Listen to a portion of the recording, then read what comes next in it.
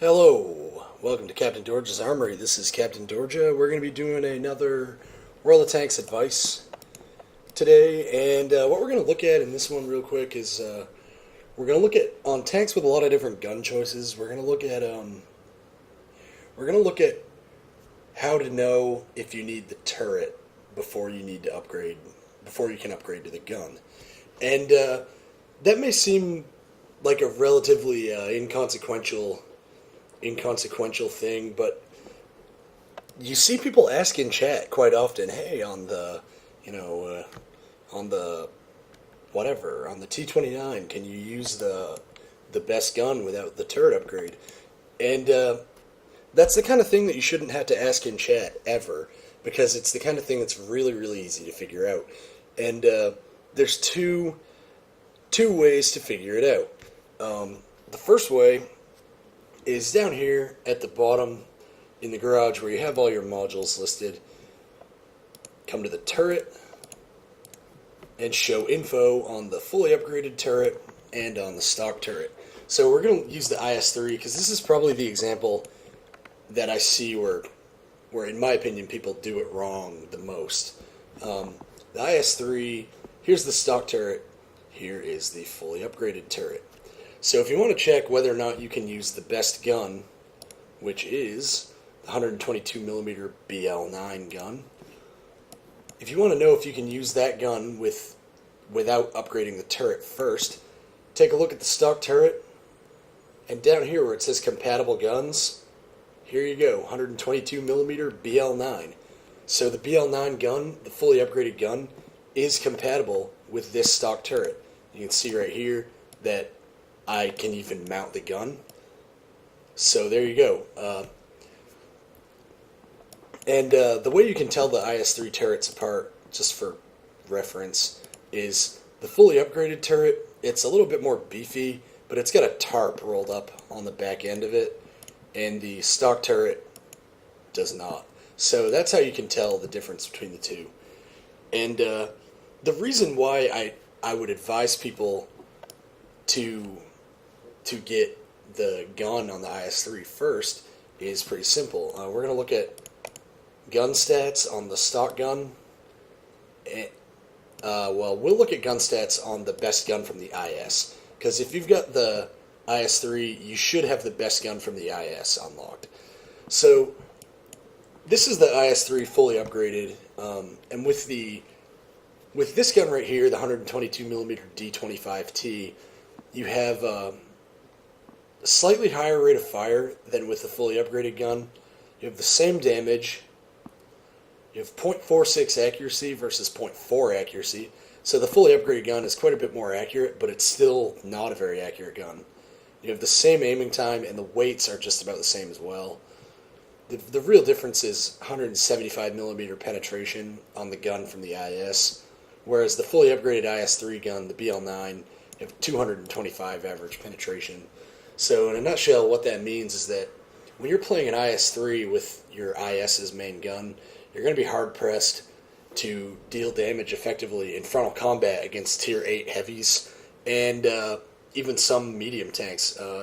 With the stock gun, it can be difficult to penetrate a Type 59 if the driver knows how to angle his front hull. If you have this gun and you have to fight Tier 9s, forget about it. You're completely screwed. And Tier 10s, same thing, except even worse. So basically what that means is that when you're playing with this 122mm D25T, your tank is pretty useful against, it's fairly useful against Tier 8s. It's good against Tier 7s. It's good against Tier 6s. It's bad against Tier 9s, and it's hopeless against Tier 10s. So in less than half of the matches that you get into in the IS-3 with this gun, are you even going to be able to do what you're supposed to do? But with the BL9, you're at least going to be able to do your role. In a Tier 8 match with the BL9, you'll be able to penetrate just about everything fairly easily. You'll still have to aim at weak points on some tanks, but, not nearly as much Not nearly as much as you will with the D25T. Like with this gun, if you run into a Tiger II and he knows what he's doing, you will not penetrate frontally. With this gun, if you run into a Tiger II and he knows what he's doing, you'll have to aim at his weak spots, but you'll get through. Against a guy who doesn't know what they're doing, you just shoot him in the face and it'll penetrate. So yeah. Now, the turrets. The upgraded turret on the IS-3 has 220 millimeter armor all the way around versus much thinner armor on the stock turret. It turns 2 degrees slower and it has 20 more meters of view range. While that is an upgrade, the 20 meters view range is definitely an upgrade, but it leaves you with only 350 meters view range, which is not very good for a Tier 8 heavy. It's nothing to write home about. So the view range upgrade, while it is an upgrade, it's not really that big of an upgrade. The armor upgrade is a fairly big upgrade, but basically, the stock turret has enough frontal armor that anyone shooting your front turret is probably not going to bounce. And if you're giving up a lot of side and rear turret shots, that also means you're probably giving up side and rear hull shots, so people will just shoot your hull, which negates how much of an upgrade this turret is. Basically, I feel like the turret for the IS-3 is a very small upgrade, whereas the gun allows you to actually fulfill your role. So when you play tanks like the IS-3, you want to upgrade your gun first, and get your turret, but don't get it before you get the gun. I would say the same thing holds true for the some really notable cases where I would say that holds true is the T-29. I would definitely get the 105 millimeter gun on the stock turret before getting the upgraded turret. Let's see, what other things would I advise that on? I would not advise that on the Tiger II. The Tiger II, your turret is a giant weakness. You want to get the turret upgrade fast. That's kind of an example. But basically, the two ways that you can tell if you need to get your turret first are if the stock turret says it's compatible with the gun you want to use,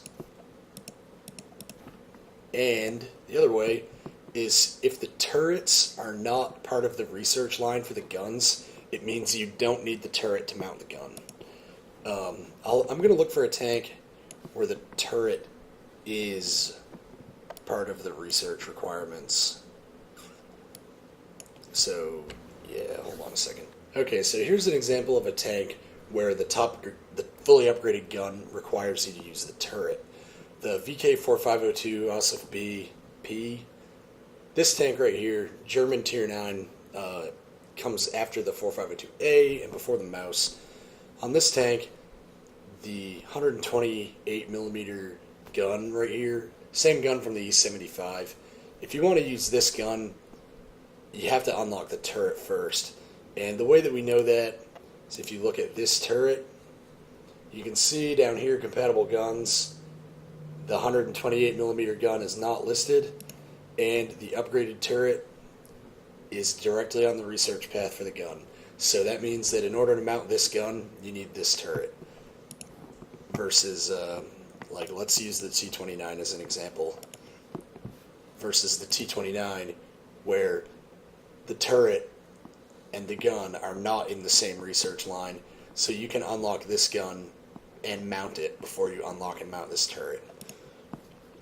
So that's all for this little miniature advice session. And what you should take away from this, TLDR, is that when you're driving a heavy tank especially, and you can upgrade your gun before you can upgrade your turret, unless your turret is a huge upgrade, like on the Tiger II, you want to get the upgraded gun first.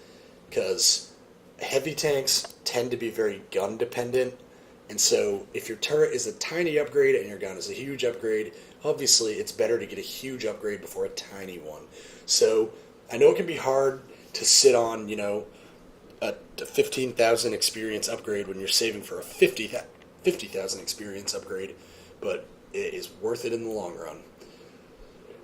So I hope that was valuable. I hope that was worth listening to. So until next time, this is Captain Dorja, and just remember, guys, you can never have enough big guns.